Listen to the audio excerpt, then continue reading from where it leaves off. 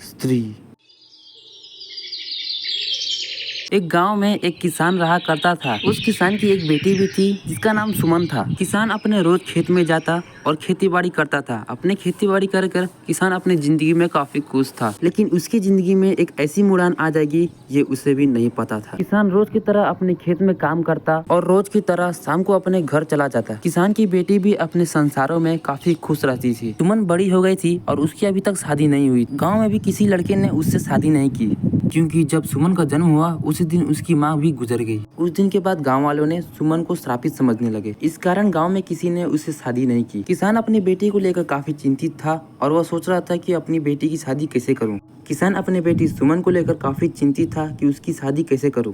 एक दिन सुमन कुछ सामान लाने बाजार गई थी। इस बाजार में सुमन की किस्मत खुलने वाली है। दरअसल एक दूर गांव से आए सोहन नाम के लड़के ने सुमन को देखा और उसे मनी मन पसंद कर लिया। सोहन अपने घर गया और अपने पिताजी से बात की। सोहन ने अपने पिता से कहा कि मैंने अपने शादी के लिए एक लड़की पसंद कर ली है जो दूर के एक गांव में रहती है। सोहन ने अपने पिताजी को मनाया और अगली सुबह जाने की तैयारी करने लगे। सुबह हो गई और सोहन के माता पिता उसके साथ चलने लगे। किसान को यह बिल्कुल भी नहीं पता था कि उसके घर एक रिश्ता आ रहा है जो किसान की दुविधा खत्म हो जाएगी। सोहन और सोहन के माता पिता किसी तरह पता पूछकर किसान के घर पर पहुंचते हैं। किसान उनका स्वागत करता है। सोहन के पिता किसान से रिश्ते की बात करते हैं। यह सुनकर किसान काफी खुश होता है और इस रिश्ते को सुनकर वह मंजूर कर लेता है। किसान विवाह के लिए एक तारीख निकालता है और उस तारीख को उन दोनों की विवाह हो जाती है। विवाह काफी धूमधाम से हो जाती है। अब सुमन भी अपने ससुराल में काफी खुश रहती थी। इस विवाह से सुमन भी काफी खुश थी। सुमन को अपने ससुराल में ऐसा लगने लगा जैसे उसका परिवार हो। सुमन अब सबसे घुल मिल गई थी, लेकिन उसे यह नहीं पता था कि अब उसकी खुशियों में दरार आने वाली है। सुमन अपने कमरे में सो ही रही थी, तभी उसे बाहर से किसी के रोने की आवाज़ आने लगी।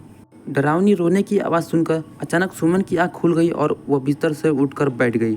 सुमन यह सोचने लगी कि बाहर से किसकी यह रोने की आवाज़ आ रही है। तभी सुमन अपने बिस्तर से उठी और बाहर जाने लगी यह देखने के लिए कि आधी रात को कौन रो रहा है। आधी रात को सुमन बाहर आई, लेकिन बाहर उसे कोई नजर नहीं आया। सुमन ने आजू बाजू देखा, लेकिन उसे कोई भी नजर नहीं आया और वह रोने की आवाज भी बंद हो गई। सुमन को कुछ ऐसा लग रहा था मानो जैसे उसको कोई बुला रहा है। सुमन थोड़ी डर गई और अपने कमरे में जाकर सो गई। अगली सुबह सुमन यही सोच रही थी कि रात को वह कौन था जो रो रहा था। रात हो गई और सुमन अपने कमरे में जाकर सो गई, लेकिन वह आवाज फिर से सुनाई पड़ी, मानो जैसे स्टोरी रिपीट हो रही हो। सुमन अपने बिस्तर से उठी और फिर से बाहर जाने लगी यह देखने की बाहर कौन है।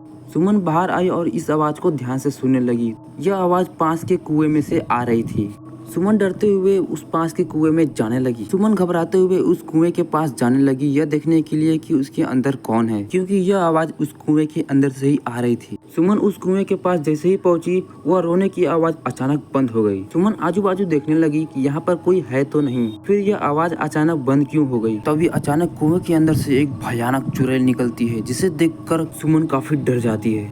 सुमन उस चुड़ैल को देखकर काफी डर जाती है और भागती भागती अपने घर की तरफ जाने लगती है। सुमन उस रात की घटना को लेकर काफी परेशान थी, लेकिन यह बात अपने ससुराल वालों में किसी को नहीं बताई।